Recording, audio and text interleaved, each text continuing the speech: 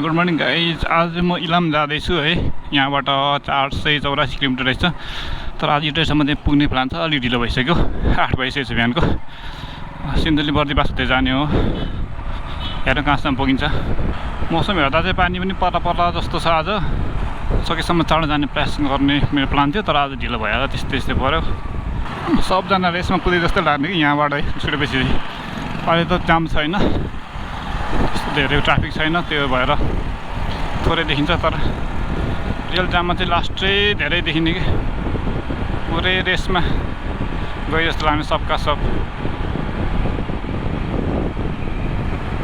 ओ यो ज्याकेटलाई जाडो होला जस्तो छ त आज।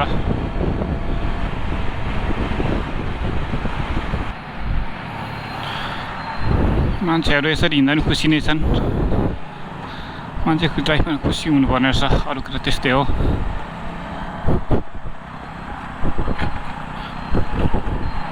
आज गर्मी चाहिँ लास्टै छ कि। यो बाटो कोटेश्वर सूर्यबिना 9 किलोमिटर होला सायद।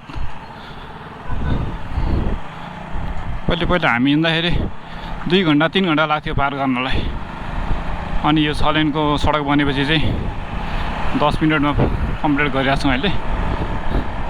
कसैले आफ्नो लेनमा चलाउँदैन, अब खुसी चलाउने हो। यहाँ स्पिड त 60 किलोमिटर प्रति घन्टा हो क्या अरे, तर यहाँ सबले 70-80 भन्दा माथि हान्छ जस्तो लाग्छ मलाई चाहिँ। यसरी बच्चा बोकेर हिँडिरहेको छन् मान्छे चाहिँ पुरै 70-80 स्पिड हानिदिरहेन्छन्, त्यो पनि जिगज्या चलाउँदै।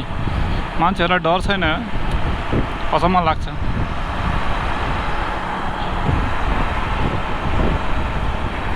यो भाटभाटेन पनि यहाँ पनि रहेछ नि त।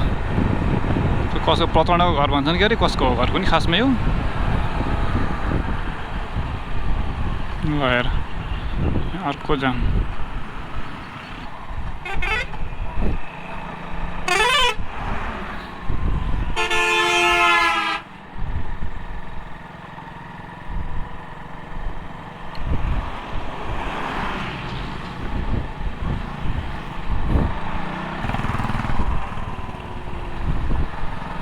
डर छैन मान्छेहरूलाई। शिव मन्दिर पनि त्यहाँ बनाएको छ है। यहाँ माथि पुल पनि बनाएछन्। यो चाहिँ मोस्ट डेन्जरस बाटो लाग्छ मलाई यहाँ चाहिँ। यसरी झन्डै एक्सिडेन्ट परिरहेको छु म एउटा बसले ओभरटेक गर्नु खोज्दाखेरि। सो बाटो धेरै न्यारो भएको कारण बिस्तारै जानु नै बेटर होला जस्तो लाग्छ मलाई चाहिँ। कहिलेकाहीँ यहाँ तलतिर पनि गाडीहरू बाइकहरू खसिरहेको देख्छु यो बाटोतिर, सायद त्यो ओभरटेक गर्दा नै होला। यामाको XTZ जस्तो छ, कतिको पनि बागमती प्रदेश रहेछ। 125 हो कि 150 हो। 150 को चाहिँ राम्रो होला जस्तो लाग्छ मलाई। 125 को चाहिँ अलिकति अन्डर पावर हुन्छ कि जस्तो लाग्छ है। के जामै जाम छ त आज, किन यस्तो हो।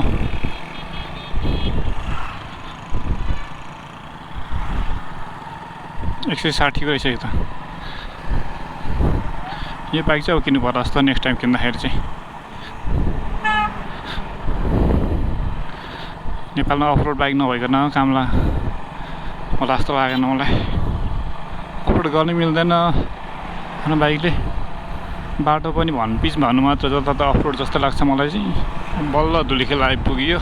अब अलि अगाडिबाट चाहिँ BP हाइवे भएर दक्षिण पूर्वतिर लागिन्छ। धुलो धुवा ट्राफिक चल्दै बल्ल धुलीखेल आइपुग्यो। अब चाहिँ लागिन्छ सानो सफा बाटो, तर त्यो बाटो पनि धेरै बिग्रिएको छ के अरे।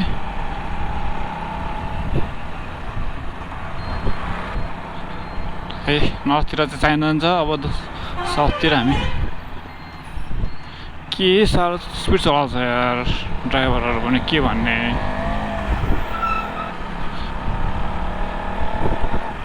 यो काभ्रे भन्ज्याङ यहाँ चाहिँ सुन्तलाहरू पनि पाउँछ है भोलि। तर अलिकति यहाँको सुन्तला चाहिँ अलिक अमिलो लाग्यो मलाई। यहाँबाट पहिले भकुन्डो बेसी जाँदाखेरि चाहिँ बाटोमा किनेर खाने गर्थ्यौँ। आज चाहिँ म ढिलै भएको कि के, सब अगाडि गइसके जस्तो छ। सिन्धुली जानेर यहाँ चाहिँ चेक पोइन्टमा यहाँ क्यु लागे जस्तो छ गाडीहरूको।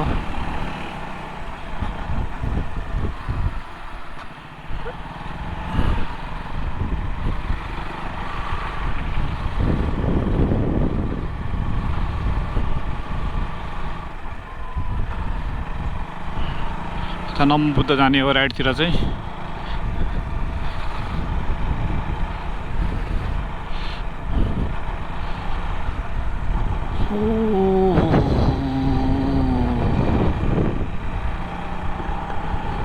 ठुलो पानी पर्दा जस्तो छ आज।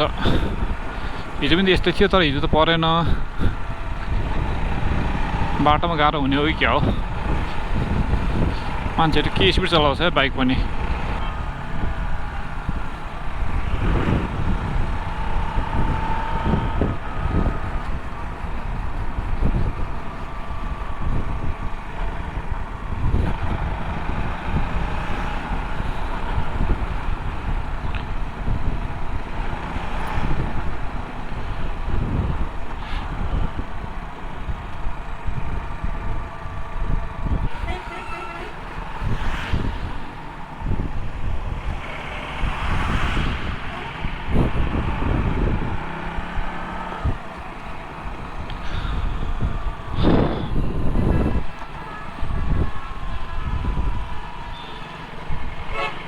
कस्तो न्यारो बाटो छ भने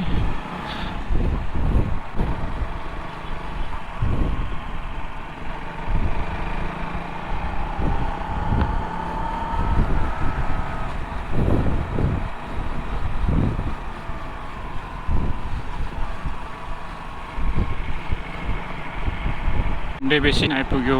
कुनै समयमा यहाँ म लगभग 6 महिना जति बसेको थिएँ। बहुत रमाइलो लाग्छ। रमाइलो त के भन्ने, अब ठिकै थियो। पहिले यहाँ चाहिँ फाट्थ्यो, अहिले चाहिँ पुरै घर बनिसकेछ है। 10 वर्ष अगाडिको म बसेर यहाँ हेर्दा त रमाइलो छ, तर अलिक गर्मी ठाउँ हो यो चाहिँ।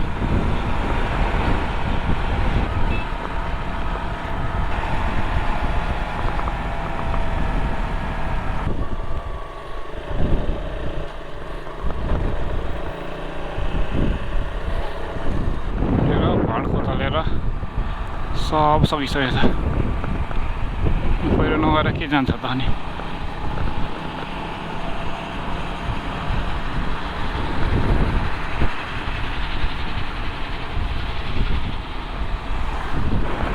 दाप्चा खोला होइन, रोसी खोला यो त। लाइटहरू धुलो चाहिँ मान्नुपर्छ। के देखिन त हौ। ओहो सकिएन है, सकिएन। ओ माई गड। अनि तल माथि लाग्दैन त अनि। ल हेरौँ त।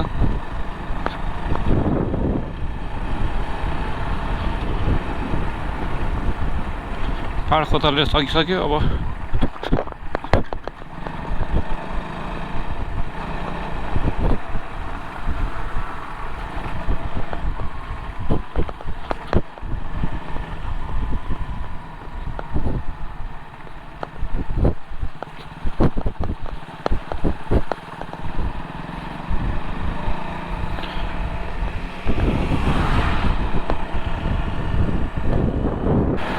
सब सफा हरियो मनसुनको बेला यस्तो रमाइलो हो।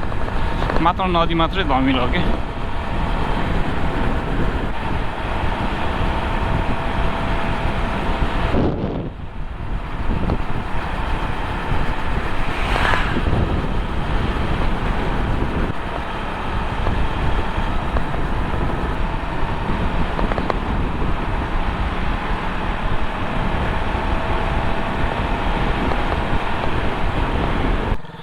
नेपालीलाई जति राम्रो रोड बनाइदिउँ न हुने रहेछ।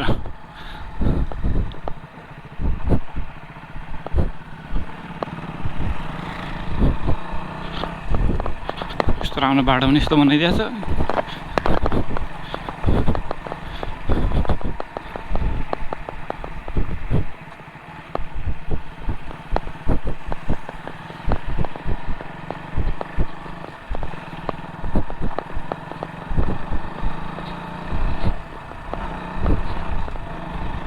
यो त ठिकै छ। यो बाटो यो हो कि अर्कै खोल्छ अस्ति बिग्रिएको थियो। अर्कै हो क्या।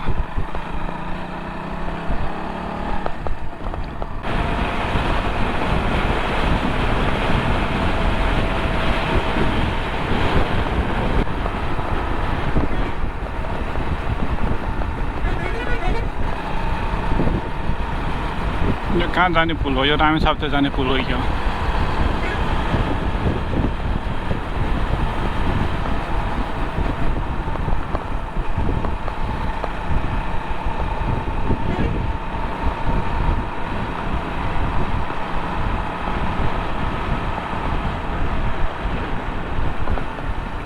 ओहो यो चाहिँ डेन्जर बाइकहरू तरिरहेको छ तर बहुत गाह्रो भएन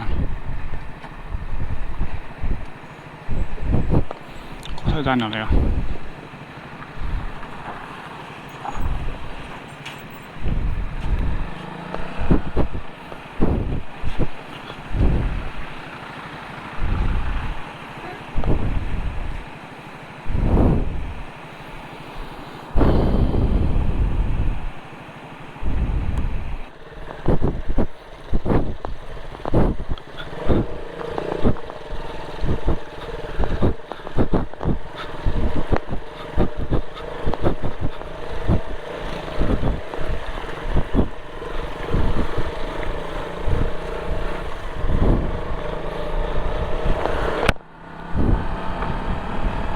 साह्रै रमाइलो लाग्छ मलाई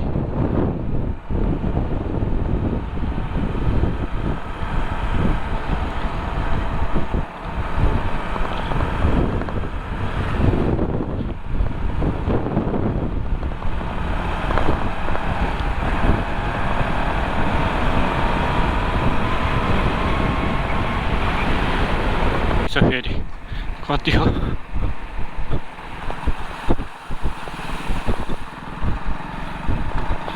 पानी पनि कति साह्रो छैन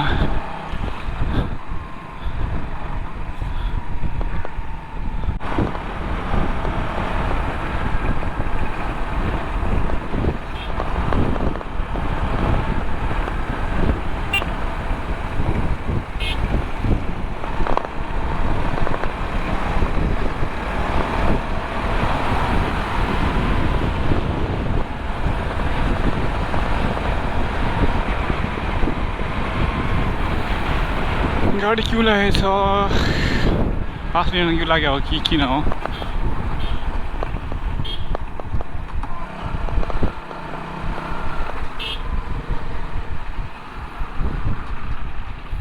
जाम छ त